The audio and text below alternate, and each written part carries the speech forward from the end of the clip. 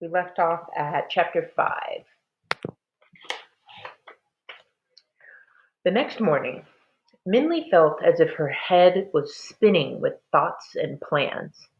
She was so busy thinking and plotting that she barely noticed her parents nodding sadly at each other when they saw the empty fishbowl. And in the fields, when Minley worked in a daze, her parents said nothing about her slow and messy planting. When the sun began to set and Minley went home to make dinner, she quickly washed and made the rice. Then she set the table for 2 people and sat down and wrote this note.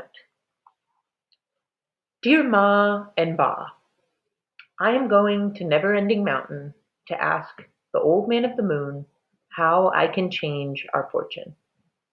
I might be away for many days, but don't worry, I'll be fine. When I come back, we will be able to fill our house with gold and jade. Love, your obedient daughter, Minley. The obedient part isn't completely true, Minley thought to herself, as she knew her parents would not be happy to find her gone. But it's not false either. They didn't say I couldn't go on this trip, so I'm not being disobedient. But Minley knew that wasn't entirely right either. But she shook away her uneasy feelings and prepared for her journey. On a blanket, she put a needle, a pair of chopsticks, her white rabbit rice bowl, a small piece of dried bamboo, a hollow gourd full of water, a small knife, a fish net, some uncooked rice, a large pot, and the one last copper coin. Then she wrapped her whole blanket up into a bag, tied it onto her back, and took one last look at the shabby house. Through the window, Fruitless Mountain stood like a shadow.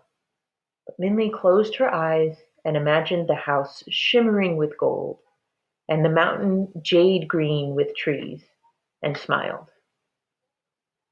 Then she opened the door and left. Chapter 6. As Minley left the house, she was afraid some of her neighbors would stop her or maybe ask her where she was going. She felt she must look mysterious, with a large bag on her back and full of excitement. But nobody noticed her.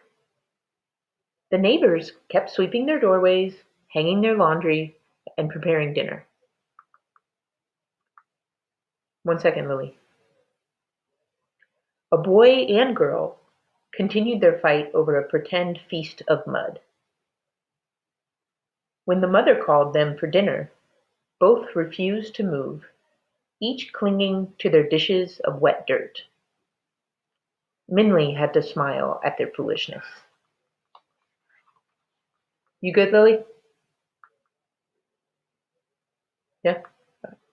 So Minley walked right out of the village without causing a second glance, and at the edge of the village she turned and faced Fruitless Mountain. At the bottom of the mountain she unwrapped her blanket and took out her knife, needle, rice bowl, bamboo piece, and jug of water. Then, trying to remember all the goldfish's instructions, she cracked off a small bit of stone and rubbed it up and down the needle 99 times before tossing it back to the ground. Then she filled her rice bowl halfway with water and let the bamboo float in it. After that, she picked up the needle and looked at the white rabbit on her bowl. Okay, she said to the jumping rabbit, lead the way. And she placed the needle onto the bamboo. Like magic, the needle started spinning. Minley smiled. Thank you, Minley said to the painted rabbit. Now, I'll go wherever you want me to go. So Minli packed up her things and carefully, holding the bowl in her hand, walked in the direction of the needle, past Fruitless Mountain.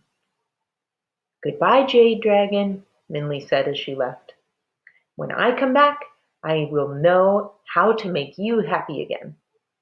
So Minli walked and walked and walked, and the stony land slowly turned into a forest. Even when the moon was high in the sky, she continued, "I want to make sure that I walk far enough so if Ma and Ba begin to look for me, they won't be able to find me," Minli said to herself. The fallen leaves made a soft carpet for her feet, and the night birds flew into the sky as she passed. Only when the sky lightened to gray and the sun began to peek over the horizon did Minli sit down and rest against a tall tree. She had traveled deep into the forest, far from her village and from her home, and she was so tired that she quickly fell asleep. One more chapter, right? Okay. Chapter 7. The sun had set, and the moon was just beginning to rise in the sky when Ma and Ba returned home from the fields. Even though they could smell the steam from the rice cooking, they noticed the house was strangely dark and quiet. Will you show me on your face right now? How do you think Ma and Ba are going to feel when they realize what's going on?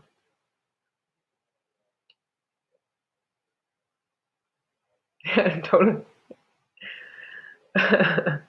I'm glad you put your video back on, Nico. "Why is Minli sitting in the darkness?" Ma wondered as they approached the house. "Hmm, perhaps she is sad about giving up her goldfish," Ba said as he shook his head. "Can our fortune be any poorer?" Ma sighed. We cannot even feed a goldfish for our daughter." But as Minli's parents entered the house and read her note, Ma made a noise like a shrieking cat. "Ah! I spoke too soon," Ma cried. "Our fortune is now the worst, for our only daughter is gone." "Quiet, quiet," Ba hushed her. "If we move quickly, we can find her and bring her back home." So Ba, in a hurry, took out his cloth sack and gathered blankets and filled an empty water bottle with water. "She has had almost half a day to travel ahead," he said. "It might take us some time to find her." Ma watched him and then began to pack the cooked rice into a traveling box. But she continued to weep. "Ah, it's all the stories you told her," Ma sobbed. "She believes them, and now she's looking for fairy tales. Oh." And her words, they cut into Ba like slices from a knife.